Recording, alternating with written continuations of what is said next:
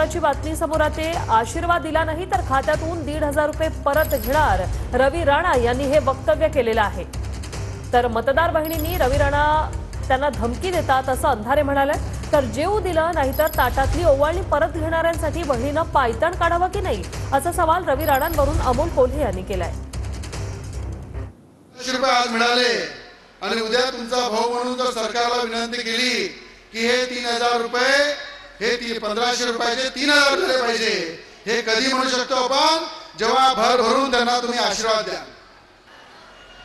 ज्यांनी आशीर्वाद दिला नाही तर मी तुमचा भाऊ आहे, ते 1,500 रुपये खात्यातून वापस घेऊन घेईन। मतदार बहिणींना रवी राणा सरळ सरळ धमकी देत आहेत। महाराष्ट्राच्या बहिणींच्या रूपात फक्त आणि फक्त मतदार बघून मतांवर डोळा ठेवून सरळ सरळ ब्लॅकमेलिंग आणि धमकी करण्याचा हात देण्याचा हा प्रकार आहे। भाजपाच्या लोकांना एनकेन प्रकारे काहीही केलं तरी फक्त आणि फक्त आपल्या खुर्च्या अबाधित ठेवायच्या आहेत। जर असा भाऊ एखाद्या बहिणीला लाभला, तो जर म्हणला की ताई जर जेवू घातलं नाही तर ताटात घातलेली ओवाळणी परत घेईल, तर त्या बहिणी पायतान काढावं का नाही माझ्या भगिनींनी सांगावं।